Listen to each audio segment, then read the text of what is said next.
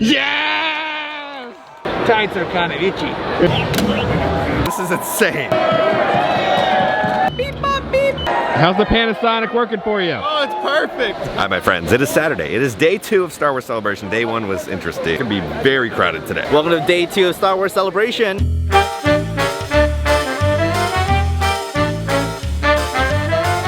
Kind of looked like you after yesterday. It was a long day. That's how we all feel. Did you put him in timeout? Is he off to bedtime right now? Yeah, he's out for bedtime. Poor little Grogu got put in carbonite again. Okay, our mission of the day is we're going straight to the store right now because I have to get this Pop Funkos. And they're like limited edition only for the convention. You have to get here first thing or else they're gone in like a minute. So we are rushing there right now.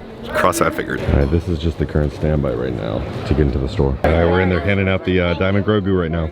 We got it. Yes, I did bring a pop protector to automatically put it in it. We got it, baby. All right, now we're inside the store for day 2. There's a lot less stuff here. I guess a lot of stuff sold out yesterday, so I'm glad I was here yesterday. No, I didn't see this yesterday. They have an Ahsoka plush. But I think I'm gonna buy one of these little frog ladies today. Okay, I'm over the moon. So happy. This is like on my bucket list. So I'm gonna go into the convention floor. I'm gonna see if I can get it graded. So we're over at the Action Figure Authority. They're like the ones that you go to get stuff graded. So we bought the containers, paid to have them graded. They'll be shipped back to me eventually. But here's a little shot of them. This is what it's eventually gonna look like after we get the grading. It hasn't been until like the past couple years that like graded pops have become such a big deal now. It takes 7 months for them to grade it. There's like experts that they look at every single nook and cranny of the box and the figure, and then they give a grading to it.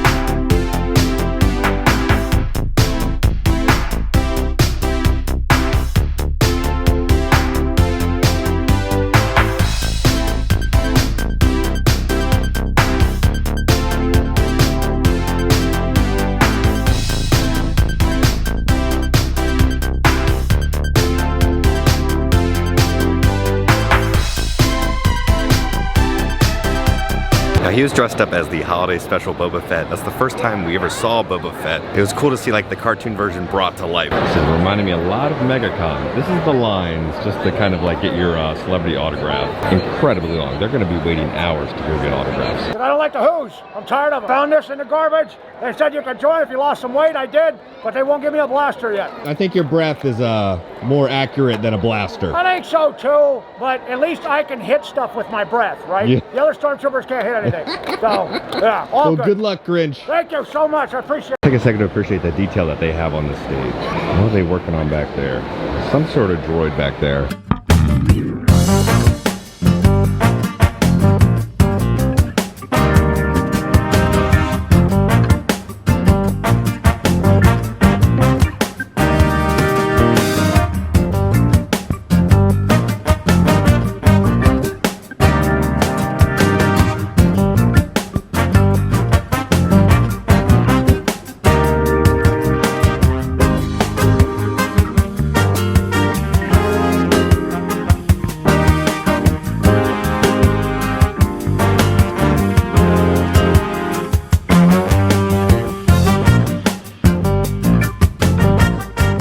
Hi, R2. What's the inspiration behind this version of R2? Well, it was just one of those things. Nobody does R2. Nobody can cosplay because he's basically a rolling trash can. Yeah. So how would you do it? And so I came up with the idea for the head to tilt with an umbrella hat. This is just two hula hoops and canvas. And your Ewok costume is so good. Thank you. They also made all the posters for the Disney Plus Star Wars shows out of little pieces of Lego. So they have the Book of Boba Fett poster, then they have the Obi-Wan Kenobi poster. Crazy because far away it looks just like the actual like poster print, but when you come up, you're like, what is going on? Then over here they have a Mandalorian poster made out of Legos, and then right next to it they have the Bad Batch cartoon show made out of Legos. Oh my god, it's happening. So there's a scene in Empire Strikes Back where this guy is running with like an ice cream maker, and there's like 1,000 of them right here. This is insane.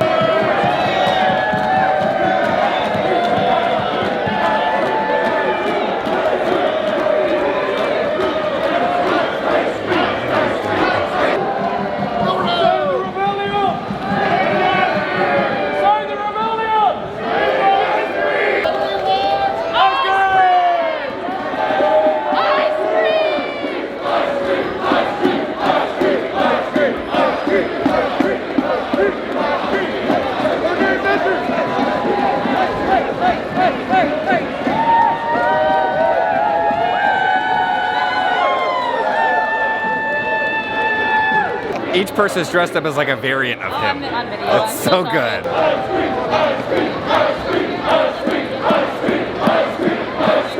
How's the Panasonic working for you? Oh, it's perfect. I found this at a thrift shop for 20 bucks.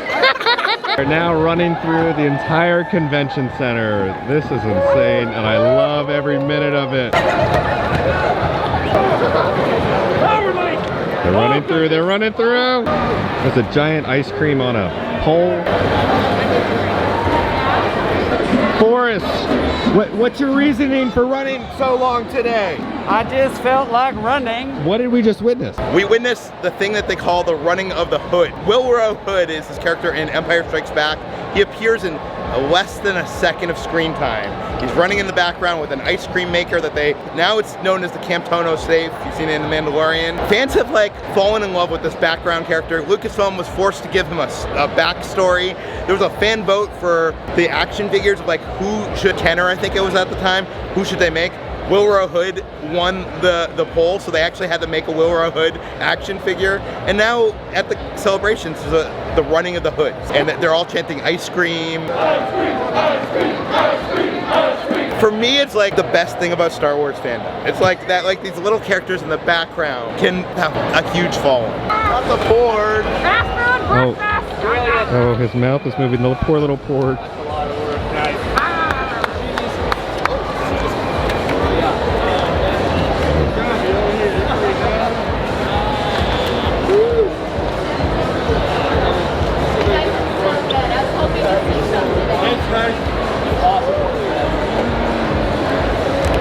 Move over, Marvel Zombies. Zombie troopers are the new thing. He's back in recording. Alright, this is a first for me. I've never seen a Watto cosplay. How did you make this costume? Bit by bit, you know, cobbling together scraps of junk from the shop, but I seem to pull it together. So these tights are kind of itchy. What is this droid's name? Beep bop beep. It is Scoodio. Beep beep beep. Citizen Watch has teamed up with Star Wars. This is one of the weirdest advertisements I've ever seen. It's just note his neck. That doesn't really sell a watch for me. You just see all of his wrinkles and chins. There's a blacklight one that turns into a Death Star.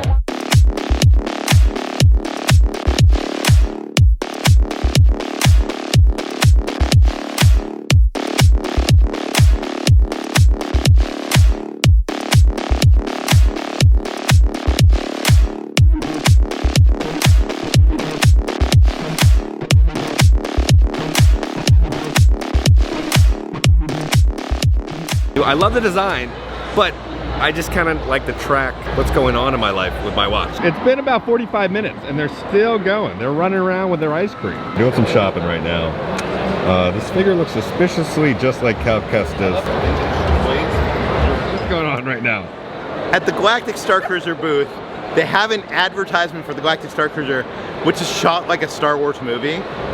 So it's like shot cinematically, and it looks so awesome. Why didn't they lead with this, Kevin? Why did they not lead with the marketing of this? Like Kylo and Rey are having a lightsaber fight in the middle of the floor. I mean, it's not the real thing. Brought to you by Cutwater Mai Tai. I'm just saying, it looks amazing. It's so strange to see my friend Monica just pop up right in the middle of Star Wars Celebration. It's bizarre. She's just on the giant screen here. I didn't even notice this on the crate. It says, sleeping loft cat, do not wake. Is there competition between rival milk gangs, right? There Green is. milk? There is. We don't talk about it. We stay classy. We stay above the rival. Do you guys have like special runs of blue milk? Peppermint blue milk. Yeah. He's having the best time of his life right now. Now it's lunchtime and the Rhodians are out. Oh, there's even a little one right there. Have a good day. All right, well, this is the look of the food truck situation. Lunchtime. Is it gonna tip over? You got this.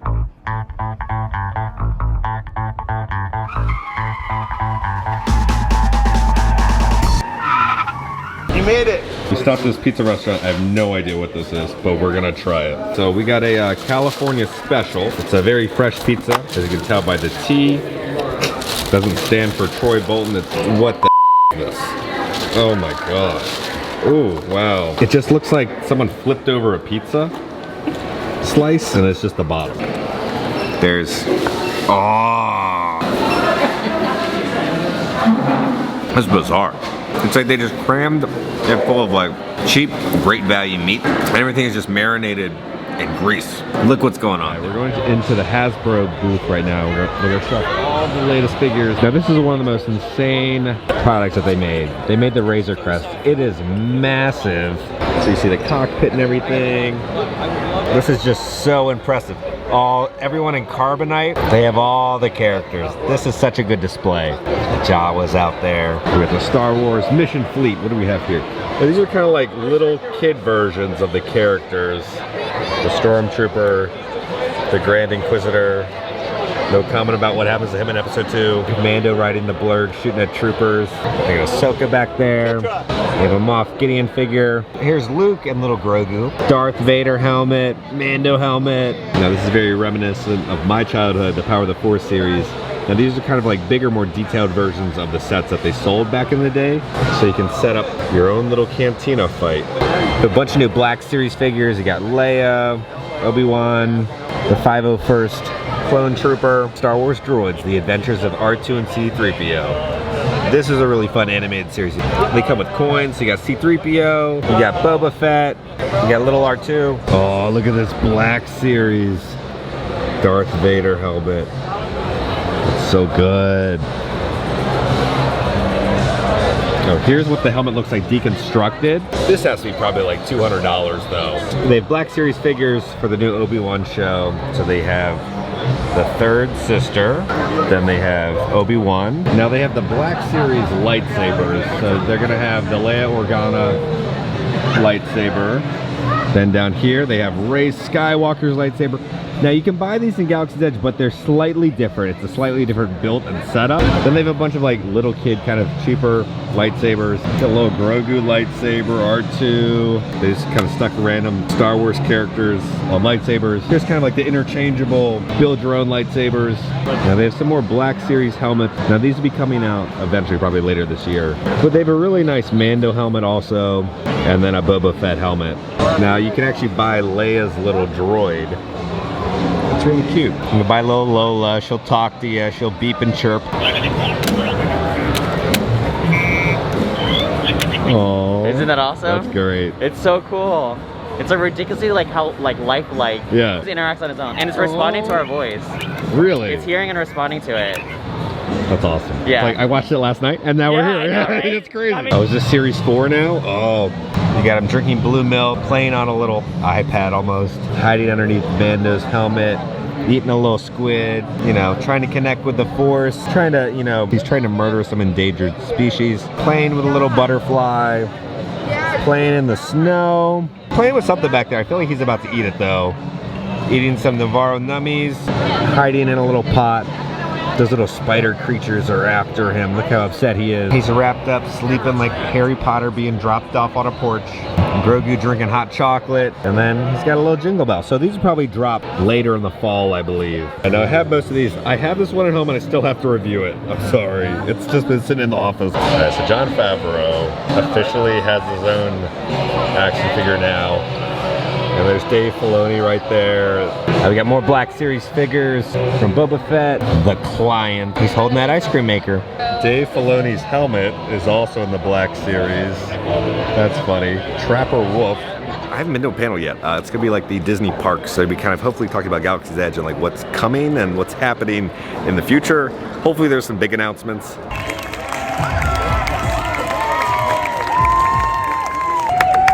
I've met you, Tony. Love you, Tony. Here with us today, Tony Baxter.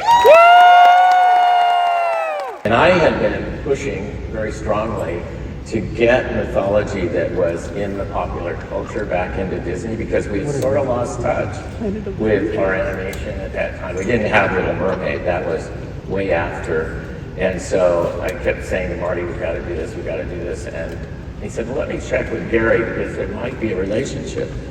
And so Gary arranged with Ron Miller to get us up to Ron's Silverado Vineyards in Napa. And I remember that day because Diane Disney was there and there was Ron Miller who ran the company. And then George drove up in a BMW and he stepped out and goes, hi guys, you know, and like I go, okay, if the plane goes down, well, this is as good as it gets. So that was where the Star Tours really began. But it would be a good 6 months to a year after that before we finally got the right to launch, you know? Yeah. And, you know, I want to get to Star Tours, but I also, Scott, you and I have talked about the combination of Star Wars and music together at Disneyland, and tell us what that was about. Okay, y'all, who here knows about Helix? Okay, yes. Okay, so for those of you who don't know, and I'm a recent convert to the world of Helix. I didn't know this until fairly recently. For one summer, the summer of 1981, and on the Tomorrowland stage at Disneyland was a Star Wars themed rock band called Helix. Now, I think we're gonna figure out a way to bring this back, because I just feel like I never experienced it. I'm learning about it later than it happened, but I feel like it's Helix's time. I don't know, maybe it's time for them to come back. Next up, of course, we have Star Tours. Exactly. You recall the early conversations between Disney and George Lucas to talk about, Well, we're going to do this, like what? Yeah, I discussed where it started, and then there was a major upheaval in the Disney company between that and what happened next. So at the end of it, we had Michael Eisner and Frank Wells as the new heads of the Disney company. And in their first week, they came to Imagineering on the first or second day, and then they said, we don't know anything about what you guys do. We know movies, we know television, but we are going to find out. We'll be back here on Saturday after we go through the entire company, even to Florida and all the other resorts, and we want to see everything that you've got. So I was told to bring Star Tours and Splash Mountain out and have them ready to show to Michael and Frank. And so I pitched Star Tours first. And Michael brought his 13-year-old Brett Eisner, and he said, Brett goes to these theme parks. I don't know much about them, but Brett goes on all the rides, so I want to get his feeling for it. And it actually was to my advantage because he was a fan, so I pitched up Star Tours, and he goes, Dad, that is so good, we've got to do it. And Michael goes, okay, what's next? And then I showed Splash, and Brett goes, Dad, that's even better. Okay, we're doing that. So then Michael says, so let me get this, we'll open Star Tours next year, and then Splash the year after that. And all of our management said, it isn't quite that simple. Star Tours maybe 3 years, and Splash, being a very complicated ride, will be 5 years. And so then Michael looked at Frank and he said, we know how to make movies, right? And he says, and he kind of pondered just a second, said, Coppola, bring back George, and who's the hottest pop star? And right there, in addition to these two major rides, we were now doing a film, and then Michael looked at us and said, you might be able to tell me it'll take 3 years for Star Tours, but it's not going to take 3 years to do a movie. We'll have that next year, very emphatically. And so that was the launch of Captain EO, and Michael had been given 3 choices, a fantasy, an adventure, and a sci-fi. And you all know what he picked. That everybody really wanted to, and it gave people that cool kind of avenue to do that. We had a lot of great things. We had, celebrity appearances with panels. On the Disney Wish, we're going to be launching a few new Star Wars specific offerings. A very fun idea we're calling Star Wars Cargo Bay, which is another kids focused area, but this one's all about the cute critters and creatures that live inside the Star Wars galaxy. Something super fun for kids. Can I share some stuff that We would love if you shared. Literally just took on my cell phone. So I was in the shop not long ago, and I snapped a picture of one of our little porgs, and I just think look so cute. Just want to hug that little porg and I know, and hang out and interact with it in the cargo bay. I'm maybe a little older for what that experience is intended, but also on board the Disney Wish is a Star Wars themed lounge, the Star Wars I will be in this the whole time I'm on a ship. You need sci-fi. Yes, me too. And I will say one of the great things here is out the porthole windows, you just get to watch Star Wars roll by. The ship will hyperspace jump from location to location. You get to just see these really cool long vistas of some of our favorite Star Wars planets. I have always thought, you know, I love these concoctions as well. I kind of wanted, like, what's a cool way to kind of have like this thing delivered, right? These really, really special cocktails. And so we're working on an idea. Tell me what you think. But I kind of feel like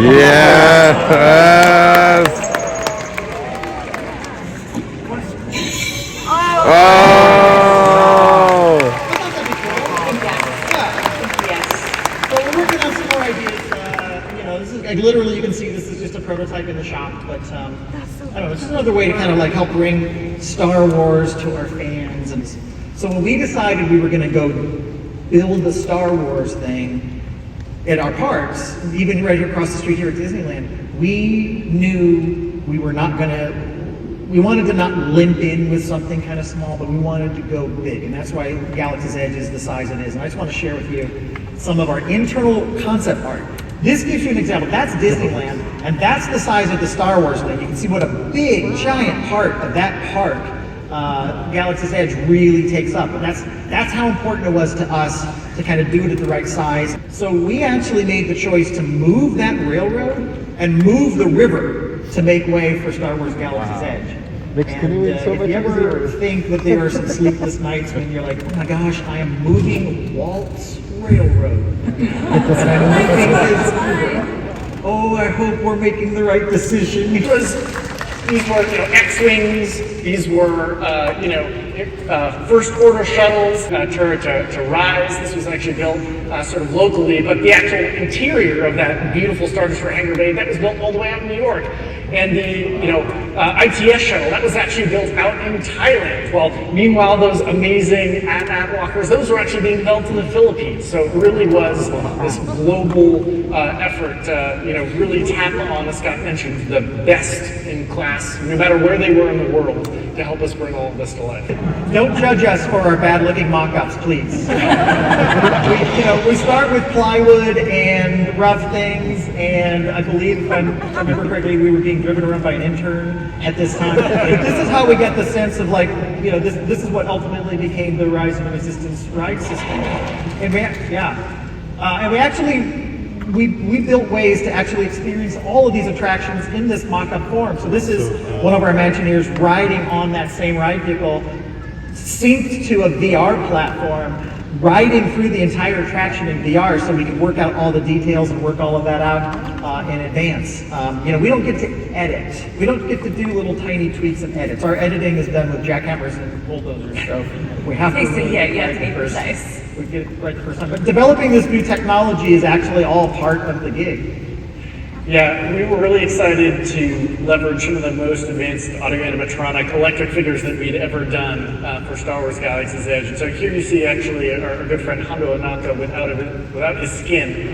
But this is a really exciting project where, we went to Dave, the creator of Hondo, and said, we really love him for the story, but it's at a different point in the timeline. You ever wonder what Hondo might look like when he was old? And he actually had already done a doodle in a notebook once upon a time of an aging, wizened Hondo. And we're like, perfect, we'll take it. And we use that as the basis for the figure that we see today. We talked about earlier to start mocking up another part of Rise of the Resistance, I don't want to spoiler alert, but there's a point where you kind of descend back to the planet. We actually used, we took an unused Star Tours cabin, set it up in an undisclosed warehouse in Van Nuys, basically, and set it up there in the back side of a furniture sales business. The people who worked in the furniture sales business were very confused about what we were doing.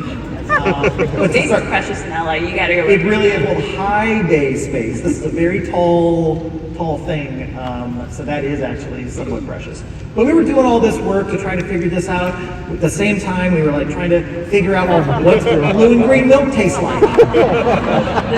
We've probably been through 30, 40 different test recipes before settling on what we had. This is one of our artisans, who happens to be in Mexico City, sculpting one of our friezes. We actually pre-assembled the entire Millennium Falcon in another location.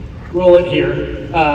There was not just one beautiful rendered Millennium Falcon, but there were actually two side by side. This was kind of the coolest moment in the entire world, getting to drive around the road to the vendor that was working on this, and pulling back the security curtain that we had. And this is really the one and only time there'll ever be two Millennium Falcon parked next to one another. And you never see, or one crew, and you never see another crew sort of coming out of it. But before we actually developed this system, one of the things that's on this massive 200-foot XY table, and it's got this little motion base mounted on top of that. And what this allowed us to do was actually pre-program with 7 of those pods. Starting tomorrow. Oh, yes! Yes! Thank God. So you're hearing it first. It's literally starting tomorrow.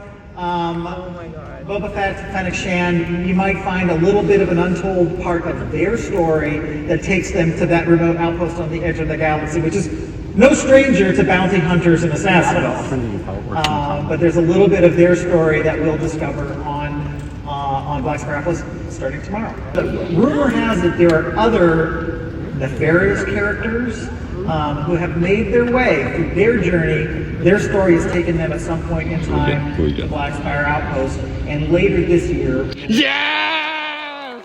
Oh, yes!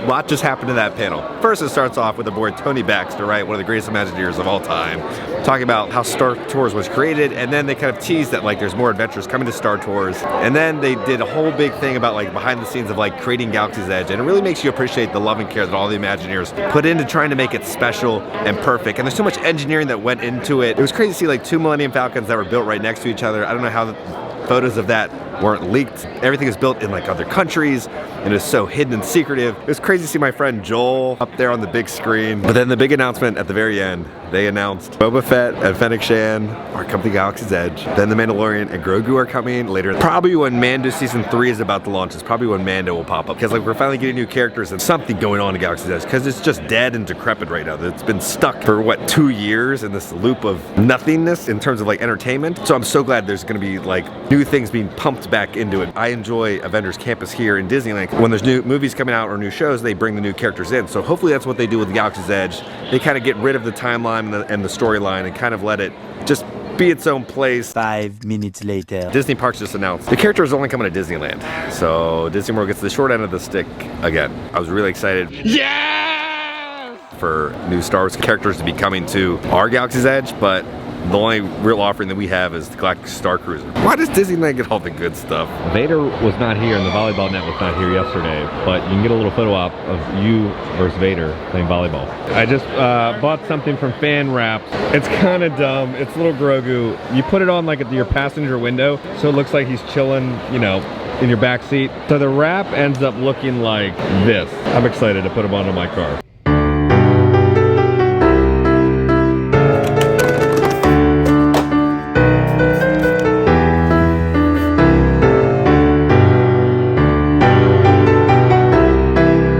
This is a conversation that's happening right now. They have lightsaber blades that look like lightsabers. You mean lightsabers that you put on your wiper blade? What did you say? They have lightsabers? That look like lightsaber blades? They have lightsaber blades that look like lightsabers. So I heard you had a little too many death sticks. You woke up and then you had him. What happened? I think it's best I not talk about it. Now they also have this wonderful little dashboard waiver of Grogu. If you played the Lego Star Wars game, you understand this joke. No, I'm Queen Amidala. No, I'm Queen Amidala. There's a wrap on day 2. Long day. Go home and kind of talk about it. But first, there's a Darth Maul minion. Only here. Darth Maul's recruiting some little kids to join the dark side, and then you have a Darth minion. Okay, so guys, that is the end of day 2 of Star Wars Celebration. We still have one more day to post for you guys. A lot of craziness happened in that video. Let's kind of talk about the parks announcements, right? There's new stuff coming for Star Tours. Boba Fett and Mando are coming to Disneyland Galaxy's Edge. Kind of disappointed, right? I wish we got it. When it comes to Disneyland, there's a lot of annual pass holders, so they need kind of new characters and new food items to kind of bring people back. Now in Disney World, it's a lot of people come once in their life or once once every couple years. So I understand why they did that. It just stinks that we don't get the cool characters. I'm just gonna keep having to go to Disneyland, which is honestly a better experience than being at Disney World right now. So guys, let me know down in the comments your thoughts about what Disney decided with Galaxy's Edge, kind of breaking away from the timeline and having different characters come in from the Star Wars universe. If you enjoyed this video, make sure to hit that like button. If you haven't already, hit the subscribe button. Join the family. We love the family. Because I'm gonna keep you up to date on all things Star Wars and theme park. Oh, and guys, also, I love you all. May the Force be with you, and I will see you all on Monday. I have lightsaber blades that look like lightsabers.